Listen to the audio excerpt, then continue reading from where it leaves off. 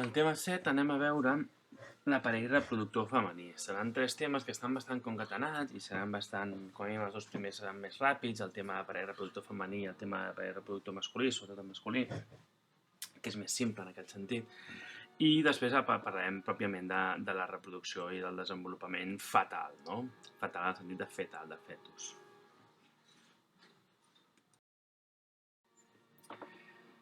Dins del que és l'aparell reproductor masculí hem de tenir en compte que tenim una sèrie d'òrgans genitals que anomenem interns, d'acord? Que són interiors, que interiors i no són visibles, val?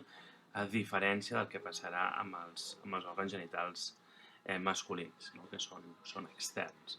Entre ells tenim els ovaris, que són les gònades femenines, és a dir, aquelles estructures encarregades de produir òvuls, les trompes uterines o les trompes de Fal·lopi directament, o oviductes, d'acord? L'úter o matriu i la vagina. Tots aquests òrgans són interns. Quin és l'únic òrgan que és extern? Quin és l'òrgan genital extern? Doncs la vulva. D'acord? És l'únic del aparell reproductor femení que quedaria extern. Dit això, que després ara veurem, dit això, és important destacar quines són les funcions de l'aparell reproductor femení. Perquè, òbviament, nosaltres pensem, o tothom pot pensar inicialment que és, com el seu nom indica, el reproductor, la formació d'òvuls, però no va molt més enllà del que seria tan sols la formació d'un òvul, sinó que també té les funcions de tipus hormonals i de transport. Mireu, la primera funció és la dualitat, aquesta gàmetes, funció hormonal, és a dir, per una banda produeix els oòcits, els precursors dels òvuls, i també està produint, també està secretant, sintetitzant i secretant, és a dir, produint i alliberant hormones sexuals femenines, com la progesterona i estrogen, així com altres hormones com poden ser la inhibina i la relaxina. A més, les tropes uterines també transporten aquest oòcit, aquest òvul madur, el transporten cap a l'úter, que serà precisament el lloc, l'emplaçament, on es produirà la fecundació. És a dir, des dels ovaris, que és on es produeix l'ou, s'ha de transportar fins a l'úter, que és on es du a terme la fecundació. Finalment, l'úter, que ara veurem en alguns esquemes, és el lloc on s'implanta, és on aquest oòcit fecundat, que donarà lloc a un zigot, després a un embrió i després a un fetus, és on s'implanta, és on reposa i es desenvolupa. I finalment, òbviament, tot això són òrgans i són estructures internes, són mamífers, nosaltres placentaris, veurem que és la placenta, vol dir que el desenvolupament dels embrions, fetus, és intern. Hi ha algun tipus de mamífer, els marsupials, que és extern, inicialment és intern, però després és extern, i passa al marsupi, una espècie de bossa externa, el desenvolupament és extern, amb unes mames que ja poden anar mamant, però nosaltres és intern, d'acord? Per això tots els òrgans són interns, òbviament. Finalment, la vagina és l'estructura, diguéssim, l'òrgan que acull el penis durant la copulació. I és la via de pas durant el part, òbviament, per aquesta doble funció associada a l'aparell reproductor. Mireu, precisament aquí tenim un tall sagittal, diguéssim, un tall, si talléssim el cos per la meitat, no? Seguint l'eix del nas cap al darrere, és a dir, tenim per la meitat i veiem aquí que seria un tall intern de l'aparell reproductor femení. Com vosaltres podeu veure, a la part superior, aquí en blanc, d'acord, aquesta concreció, aquest òrgan tan petit que tenim aquí en forma de mèdia, en forma una mica ovalada, elipsoide, blanc al mig, al centre dalt, és l'ovari, ho teniu indicat. És l'ovari, és el productor dels oòcits, i d'hormones. Des de l'ovari tenim les trompes de Fal·lopi, que connecten l'ovari fins a l'úter. Mireu que l'úter, que el teniu a baix, que és bastant fibrós, aquí està, òbviament, sense dilatar, és el lloc on, per una banda, com hem dit abans, es durà a terme aquesta implantació, d'acord, de l'embrió. I aquí és on es desenvoluparà la placenta, es desenvoluparà l'embrió, el fetus, i s'haurà de dilatar de manera bastant evident, d'acord, per encabir aquest nou fetus. Tingueu en compte que a la dilatació, l'augment, òbviament, en els mesos finals de l'embrió de fetus, ja seria un fetus als mesos finals d'aquest nou individu, d'acord, ocupa un espai. Si veieu una mica més a la dreta, que està en color carn, que sembla com una espècie com, bueno, teniu aquí, d'acord, que posa el recte amb una fletxa blava. Tot això és el sistema digestiu.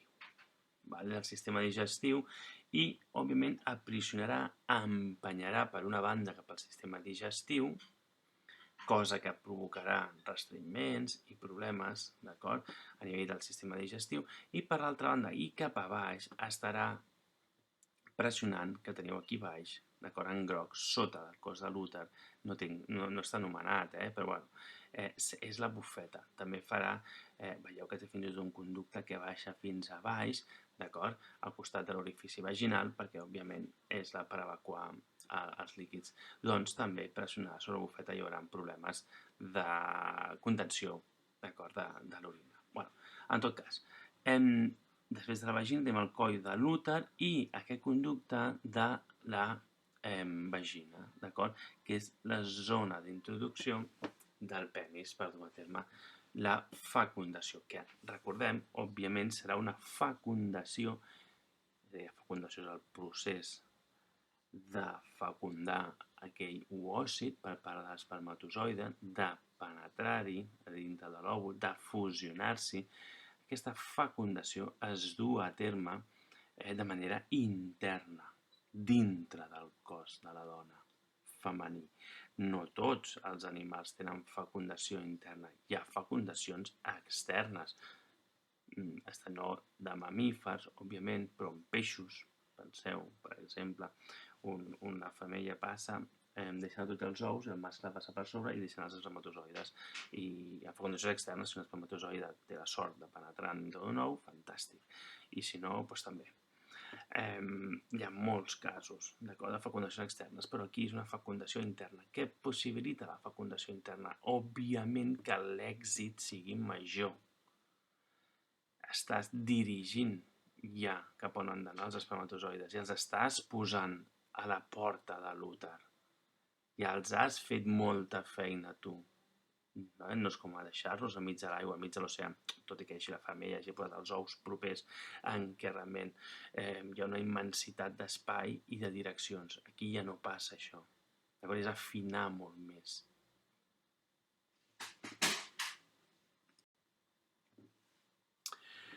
El que comentàvem, que estàvem veient fins ara, els ovaris. Són dos òrgans simètrics. Això és important. Nosaltres tenim una simetria que se'n diu simetria bilateral. Tenim dos costats més o menys idèntics. Hi ha alguna cosa que no és idèntica, el cor està desplaçat, i arran d'això també els pulmons estan una mica diferent, un tenen 3 lòbuls, altres 2, cosa que veurem al sistema respiratori, però tenim una simetria de tipus bilateral.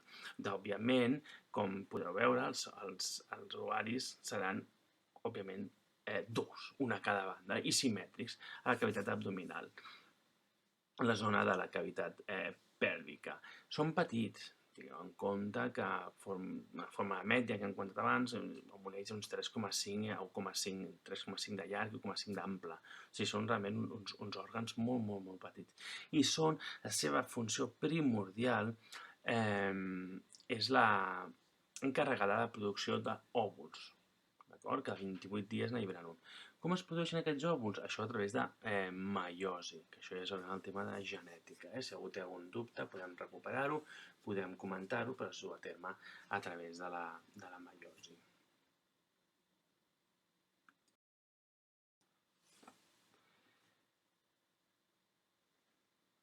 Els ovaris, com estàvem comentant, es troben situats entre l'úter, que hem comentat abans que l'úter és on es du a terme aquesta fecundació,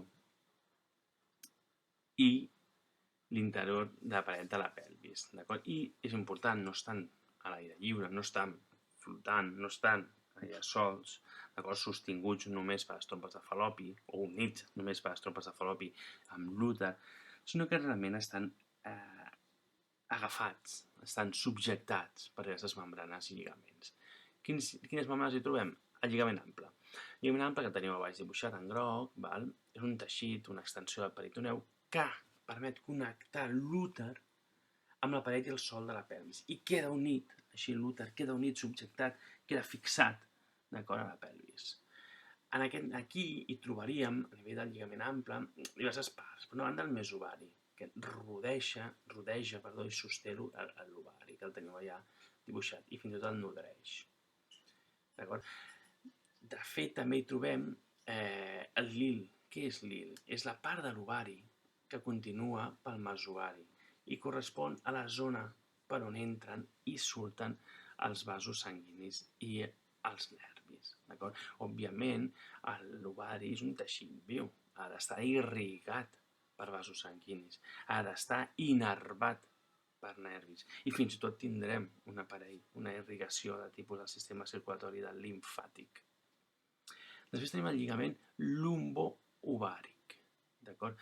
Lumbo-ovàric, lumbar i ovari. Què vol dir que neix l'ovari a la part lumbar, a la paret posterior de l'abdomen? Ens està lligant a la part posterior de l'abdomen. Tenim l'úter ja lligat a la pelvis, tenim aquesta part que està unint per l'altra banda l'ovari cap a la paret de l'abdomen i finalment el lligament útero-ovàric que uneix la paret lateral, que uneix a la paret lateral de l'úter, de manera que queda, tot i que queda suspès, no suspès en el sentit, però que l'ovari queda a la paret, a la cavitat abdominal, pelviana, val? Però queda totalment fixat a través d'aquests 3 lligaments a estructures fixes, la pelvis, l'abdomen, etc. De manera que queda totalment fixa l'ovari. Hem dit que una de les funcions primordials, a part de la formació, òbviament, d'hormones, és la formació d'òvuls, d'aquests ovòcits, d'acord? La formació dels ovòcits és el que es coneix com a oogènesi, gènesi, formació, ous, la formació d'ous, ¿vale? Què són els òvuls? Són aquestes cèl·lules, és una cèl·lula immensa, de gran mida.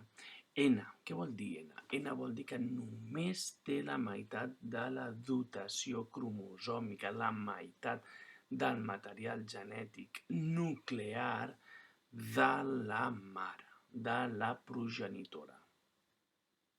Com s'ha format? A través de meiosi. La meiosi és un sistema de divisió cel·lular pel qual, a partir d'una única cèl·lula, se n'obtenen 4 amb la meitat de dotació cromosòmica. Val? Òbviament, és una forma esfèrica, d'acord, i es produeixen en els ovaris. És interessant tenir en compte perquè, a diferència dels espermatozoides, que són molt barats i es poden produir en milions, els òvuls és totalment al contrari.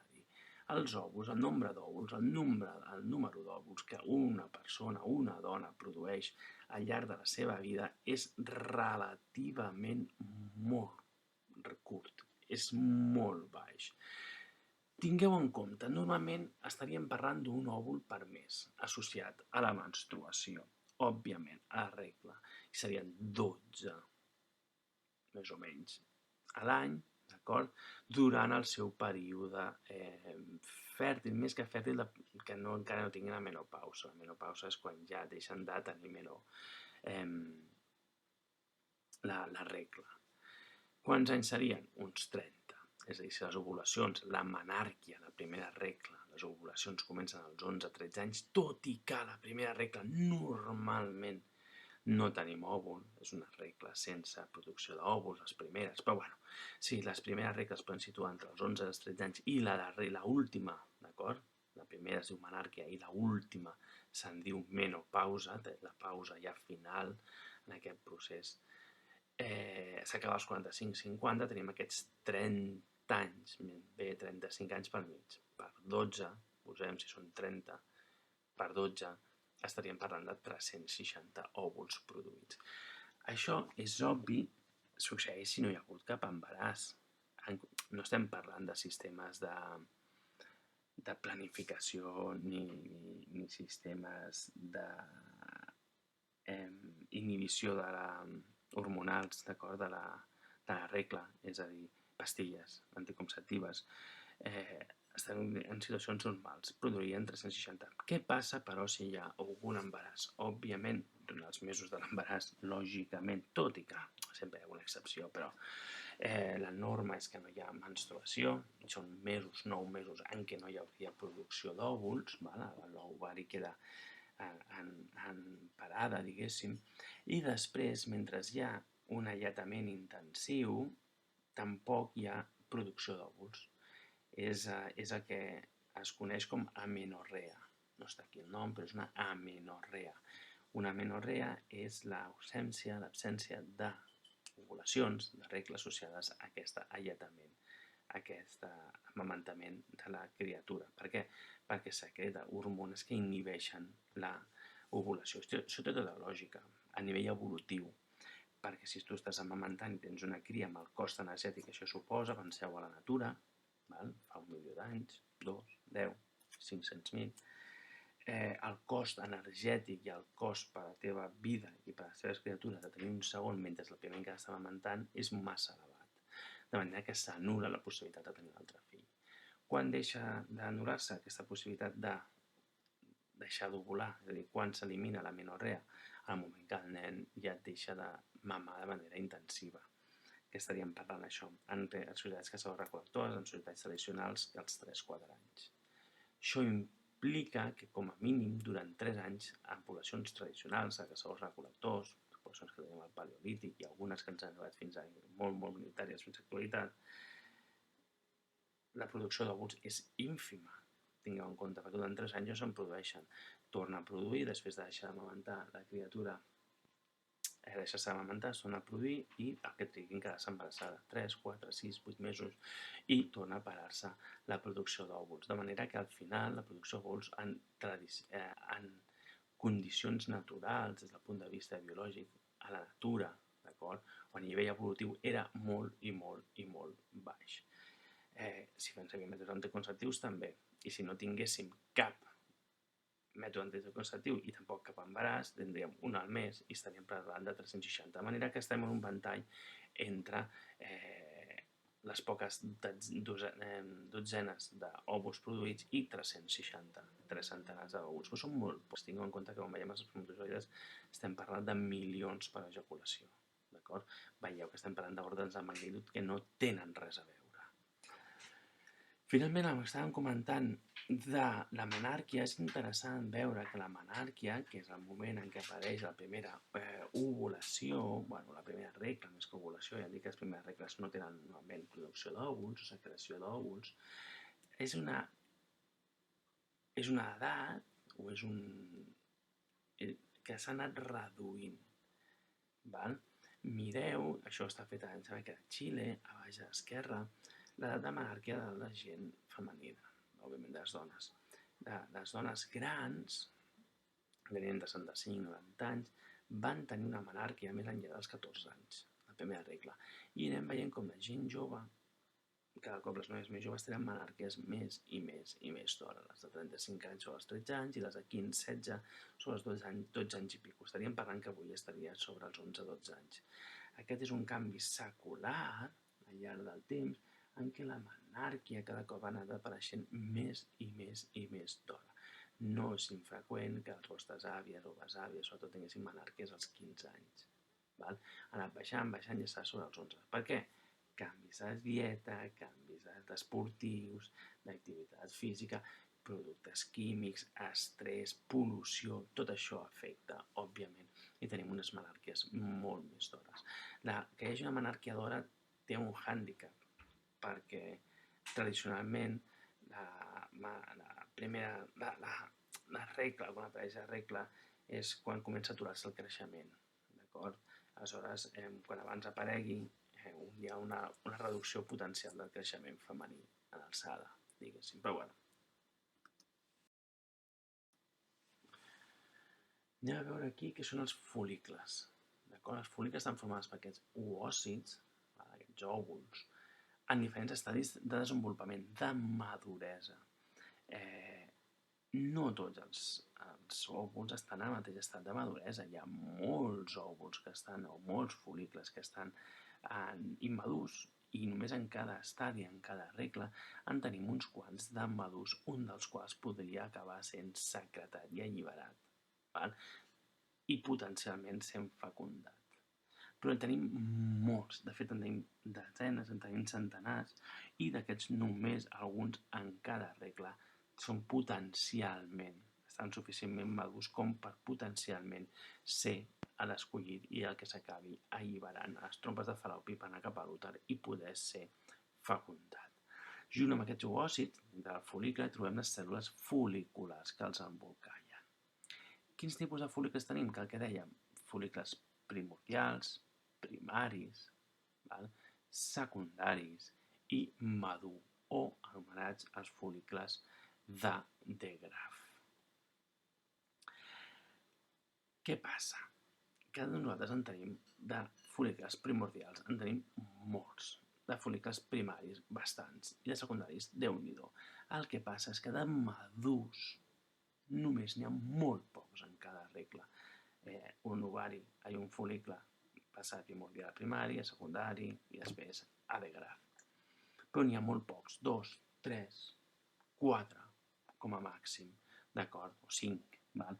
Però n'hi ha molt pocs en cada fase, de manera que encara que tinguem nosaltres potencialment molts òvuls i hi hagi molts òvuls, com que només se n'allibera un, només arribarà a estadi madur en cada regle 3, 4, 5 òvuls, dels quals només se n'alliberarà un. Què passa amb els altres 3 o 4 no alliberats que eren madurs però han acabat sent secretats? És el que coneixem com a cos luti o cos groc. Són aquells cossos que contenen les restes d'un fol·licle madur després de la ovulació. Aquest cos produeix progesterona, estrògens, relaxina, inhibina, fins que degenera en uns teixits cicatritzant fibrós anomenat cos albicans o cos blanc. Els òvuls, d'acord? Això és perquè ha alliberat, com podeu veure vosaltres, ha alliberat l'oòcit, d'acord? I tota la resta del fol·licle queda interior i acaba formant el cos luti que acabarà sent degradat. D'altra banda, la resta d'òvuls madurs no secretats acaben sent reabsorbits i nunca más se supo d'ells. Acaben sent digerits, acaben sent eliminats. Val?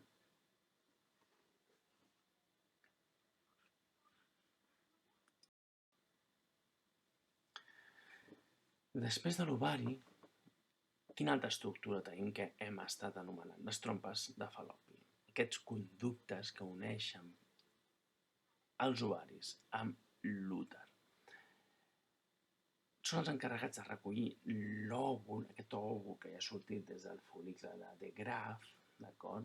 I transportar-lo fins a l'úter. Si es produeix la fecundació es durà a terme aquí, a l'úter, més aviat a les trompes de Fallopi, val? Ja que és el punt de trobada de l'òvul amb l'espermatozoide.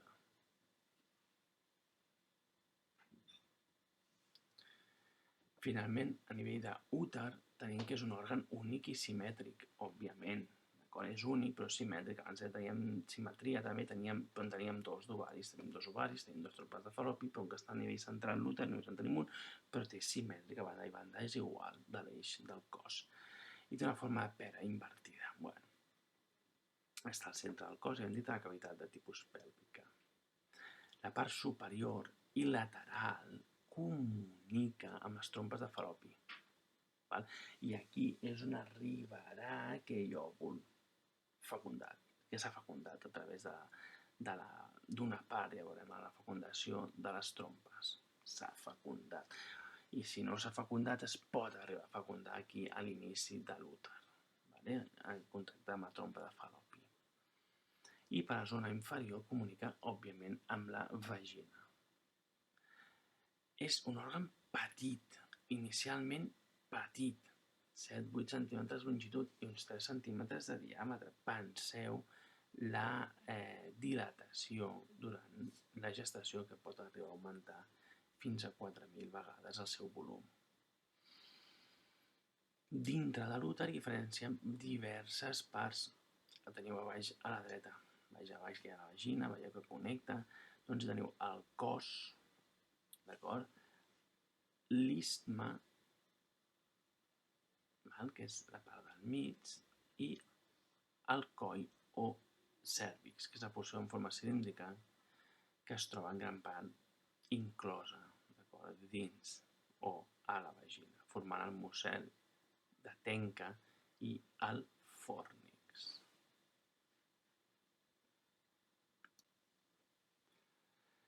Aquí l'interessant és que la paret de l'úter consta de diverses capes des del punt de vista d'histologia, des del punt de vista de teixits.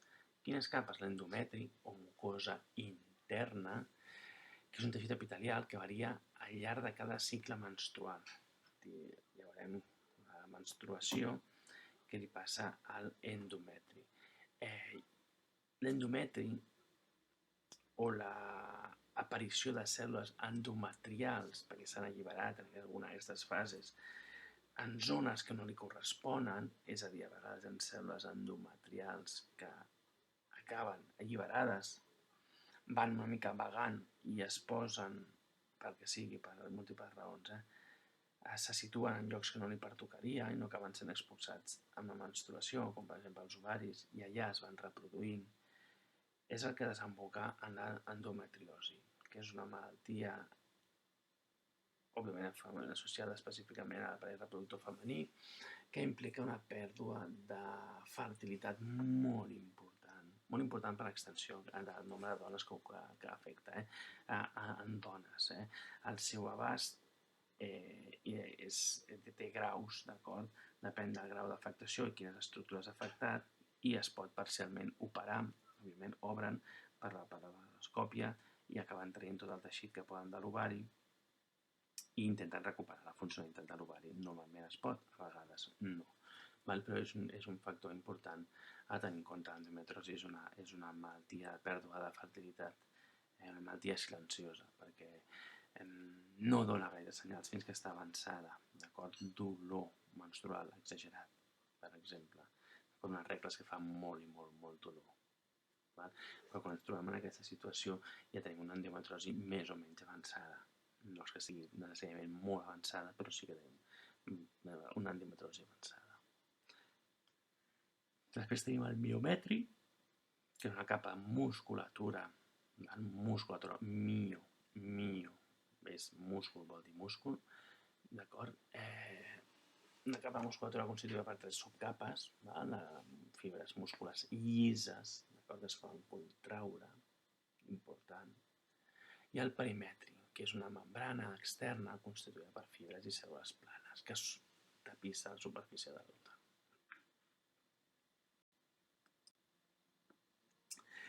I finalment, l'òrgan exterior, d'acord? Que és la vagina, que és un òrgan únic situat a la més part baixa de la cavitat pèlvica. És un òrgan buit, d'acord, que té una forma adequada per a la recepció del penis. Té una longitud variable entre 8 i 12 centímetres i un diàmetre molt variable, perquè les parets són molt elàstiques, en aquest sentit. D'altra banda, a part de per on s'introdueix el penis, serà per on sortirà el fetus, com veurem quan veiem la reproducció en si. Més enllà de l'aparell reproductor femení i masculí, el procés de fecundació i reproducció ho veurem.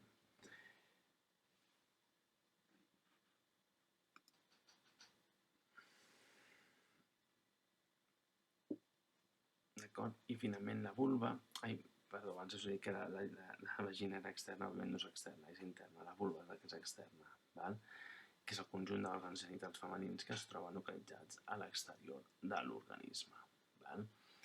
No s'ha de saber les parts, ni molt menys, només que sapigueu si és un esquema situar les parts generals, però no les regions específiques, el clítoris, els llavis menors, etc., de la vulva. Però sí que si posés un aparell reproductor femení, m'haguéssiu de dir que on estan els ovaris, on està l'úter, on està què són les trompes de Fal·lopi, què és la vagina, què és la vulva.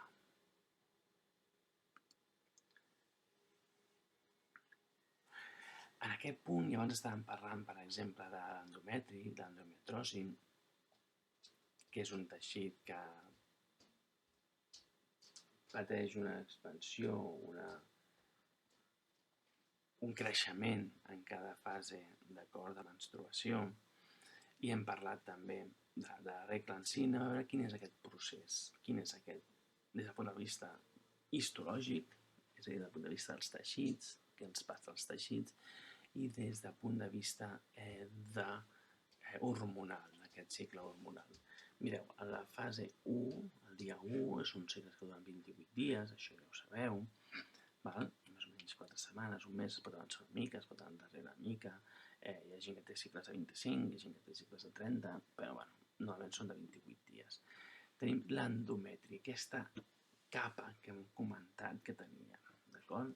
Endometri, miometri, perimetri. Doncs l'endometri es troba que prové, d'acord? S'està acabant de la menstruació anterior, la degradació de l'endometri, d'acord, anterior, ja és residual. I tenim un endometri a nivell basal. Sí? Paral·lelament, el que tenim nosaltres és que comença a veure paulatinament un creixement, un augment de la concentració, d'acord, de certes hormones. Inicialment augmenten els nivells d'estrògens. Com vosaltres podeu veure, el nivell d'estrògens augmenta. Val? Cap a la segona setmana, sobretot. De manera que la primera setmana tenim un endometri normal, basal, uns nivells hormonals normals, estables, i a partir del 5è-6è dia comença el que coneixem com la fase proliferativa, comença a proliferar aquest endometri, comença a créixer, que es correspon amb aquest augment, amb aquesta secreció, amb aquest augment de la síntesi i secreció dels estrògens, aquestes hormones femenines, d'acord, que comencen a incidir en la proliferació de l'endometri. En tot cas, dintre d'aquests estrògens hi trobem estrona, estradiol, estriol, d'acord? Diverses hormones de tipus estrogèniques. És interessant que després de l'estrogen, o aquests nivells elevats d'estrògens, desemboquen en un augment ràpid i sobtat de dues hormones implicades en la maduració i la secreció dels òvuls, la maduració d'aquells fol·licles i després la secreció de l'òvul. Són la LH, l'hormona luteinitzant, i la FSH, d'acord? L'hormona que facilita el creixement fol·licular a l'ovari. Veieu, la FSH no surt en aquest esquema, és cert, però té un pic també molt més baix que el de la LH, que està en verd, però té un pic sobre els 13 dies també. De manera que les concentracions d'aquestes dues hormones són just abans de la meitat del cicle, que és precisament quan es produeix l'ovulació. Aquests nivells elevats de LH i FSH són els que desemboquen en una maduració dels fol·licles i la secreció de l'òvul, d'acord? Que anirà per les trompes de Fallopi i podrà ser fecundat. En tot cas, després de l'alliberament de l'òvul, gràcies a aquests nivells de LH i FSH molt elevats que ràpidament tornen a decréixer, val? Trobem la fase secretora, la fase lútea, en què tenim uns nivells de progesterona molt elevats que desemboquen en aquest creixement de diversos mil·límetres de l'endometri. Per què creix? Per què s'està incidint a nivell que ja ha començat a créixer, òbviament, ja veieu la fase proliferativa, però que encara creix molt més, es vascularitza molt més, s'irriga molt més aquest endometri. Això es du a terme perquè és precisament la zona on s'hi hauria d'implantar a nivell de l'úter, d'acord? Aquell possible òvul fecundat que s'ha alliberat el dia 14è i si està baixant per les trompes de Fal·lopi i té la sort de ser fecundat entre les trompes i l'úter, dintre de l'úter aniria a implantar-se a l'endometri. Aquest endometri tan gran, tan gruixut, tan vascularitzat, serviria, òbviament, per nodrir inicialment i fer la placenta i nodrir de recursos al futur embrió. Això sempre i quan l'òvul fos fecundat i hi hagués a part de la fecundació, perquè poden haver-hi moltes fecundacions però que no són viables i són avortaments que res, no duren ni un dia a vegades, la persona ni se n'adona, perquè té una regla normal, perquè és un òvul i un espermatozou no viables, perquè són incompatibles, perquè fossin, perquè tenen mutacions, porten mutacions, etc. Però si no hi ha fecundació, perquè sigui, d'acord, o perquè no hi ha hagut directament espermatozoide, ja hi ha al després una destrucció, una degradació d'aquest endometri, que estava preparat precisament per albergar, per tenir, per fixar-hi un òvul fecundat. Com que no hi ha òvul fecundat, es degrada i es destrueix i s'allibera, d'acord? Com s'allibera? A través de la menstruació. Això és el que s'allibera. I se'n tornem, és a dir, tornen a baixar, òbviament, els nivells d'estrògens, tornen a baixar els nivells de progesterona i començaria un nou cicle a l'espera que hi hagués una fecundació. Si no hi hagués fecundació, tornaria a repetir-se exactament aquest cicle. Si hi hagués, òbviament, hi hauria la implantació de l'òvul i la formació d'una placenta i d'una criatura. En aquest sentit, i per acabar aquest tema, és important tenir en compte que són els caràcters sexuals secundaris. I són aquells caràcters que apareixen vinculats al sexe a partir de la pubertat, a partir de l'adolescència.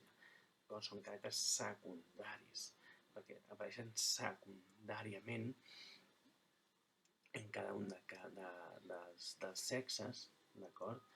I que no són imprescindibles per a la reproducció. Denoten cada un dels sexes, però no són imprescindibles. Els primaris, òbviament, és la presència d'un òrgan masculí o un òrgan femení, imprescindibles per a la reproducció. Els secundaris apareixen a partir de l'adolescència i no són els més necessaris, però sí que són indicatius de sexe. Sexe des del punt de vista biològic, estem parlant sempre. Quins són aquests caràcters? Doncs, òbviament, augment de les mames, presència de pèl a la zona púbica, a les aixelles, eixamplament de malucs i de cuixes, menstruació, i el desenvolupament total dels pits. Això en noies. Es també passa a 3/4 del mateix amb el desenvolupament de la pilositat a nivell de zones genitals, aixelles, etc. Són caràcters sexuals secundaris no necessaris, independent, estrictament per la fecundació o per la reproducció, però que apareixen vinculats a cada un dels sexes a partir de l'adolescència.